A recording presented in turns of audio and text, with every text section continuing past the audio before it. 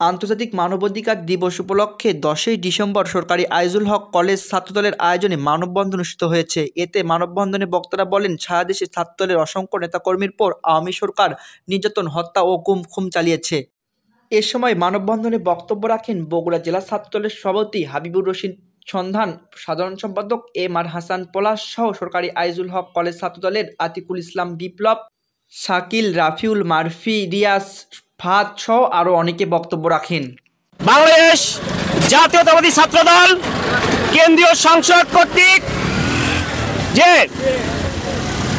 10 December আন্তর্জাতিক মানব অধিকার দিবসে ছাত্রদলের সহ সারা বাংলাদেশের যত মানুষ গুম খুনের শিকার হয়েছেন এবং আজও যারা কারান্তরীণ আছেন তাদের মুক্তির দাবিতে আমাদের আজকের বাংলাদেশ জাতীয়তাবাদী ছাত্রদল সরকারি আজিজুল হক কলেজ শাখার মানববন্ধনে বাংলাদেশে গত 15-16 বছর একটি ফ্যাসিস্ট আওয়ামী সরকার বাংলাদেশের নিরীহ মানুষের উপর নির্যাতন নিপীড়ন চালিয়ে খুন গুম হত্যা করে এই দেশকে একটি স্বৈরাচার রাষ্ট্রে কায়েম করেছিল। সংগ্রামী সাথী বন্ধুগণ, আপনারা জানেন বাংলাদেশ জাতীয়তাবাদী ছাত্রদল একমাত্র সংগঠন, যেই সংগঠনটি এই 16টি বছর নির্যাতনের শিকার হয়েছে।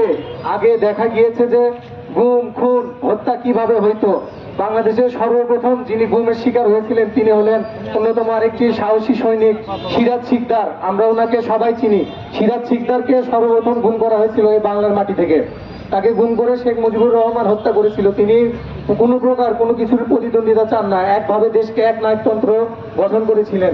সেই থেকে শুরু করে আজ অব্দি পুরো বাংলাদেশের মানুষ যখন যেখানে দেখা গিয়েছে যে শুধু গুম হয়েছে, গুমের শিকার, দেশের পক্ষে কথা বললে গুম হয়েছে, নৈতিকতার কথা বললে গুম হয়েছে, যে কোনো কথা বললে গুম হয়েছে।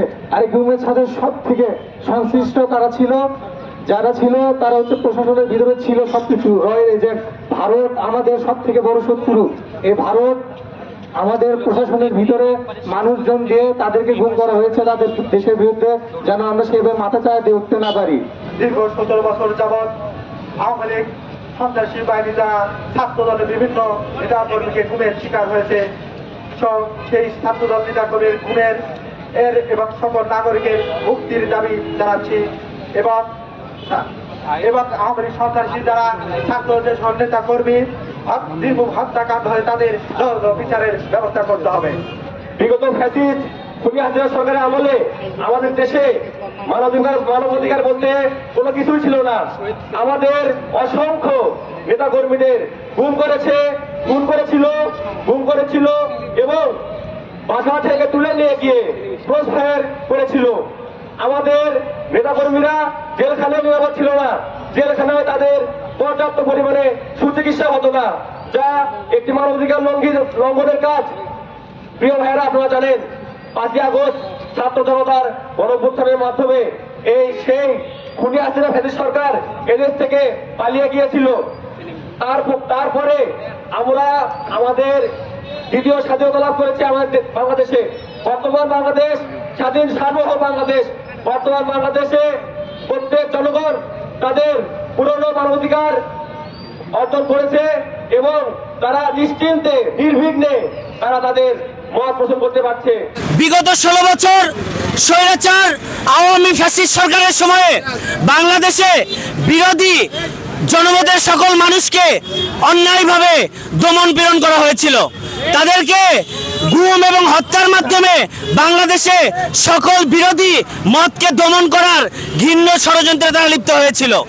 আমরা বলতে চাই, বাংলাদেশ 24 সালে ছাত্র জনতার রক্তের মাধ্যমে যে বাংলাদেশ নতুনভাবে স্বাধীন হয়েছে, সেই বাংলাদেশে নতুন করে আর কোনো মানুষ গুমের শিকার হবে না, নতুন করে আর কোনো মানুষ হত্যাকাণ্ডের শিকার হবে না। আজ ঐতিহাসিক 10ই ডিসেম্বর আন্তর্জাতিক মানবাধিকার দিবস। এই আন্তর্জাতিক মানবাধিকার দিবস বিশ্বের বিভিন্ন দেশের সাথে তাল মিলিয়ে আমাদের এই বাংলাদেশে যথাযথ মর্যাদায় আজকে পালিত হচ্ছে। সুপ্রিয় শিক্ষার্থীবৃন্দ, আপনারা সকলেই জানেন বাংলাদেশের মানুষের যে মৌলিক অধিকারগুলো রয়েছে সেই মৌলিক অধিকারগুলোর মধ্যে অন্যতম একটি গুরুত্বপূর্ণ অধিকার হচ্ছে মানবাধিকার। এই মানবাধিকার একজন রাষ্ট্রের নাগরিক হিসেবে, বাংলাদেশের স্বাধীন সার্বভৌমত্ব বাংলাদেশের একজন নাগরিক হিসেবে এই মানবাধিকার আমাদের সকলের মৌলিক অধিকার। আপনারা জানেন দীর্ঘ 17 বছর একটি সরকার, খুনি হাসিনার সরকার, গণহত্যাকারী সরকার বাংলাদেশকে জিম্মিকরণের মাধ্যমে বাংলাদেশের প্রতিটা সেক্টরকে তারা জিম্মিকরণ করে রেখেছিল। মানুষের ভোটের অধিকার, ভাতের অধিকার এবং মানুষের মানবাধিকার, এই সব অধিকার থেকে বাংলাদেশের জনগণকে তারা বিচ্ছিন্ন করে রেখেছিল।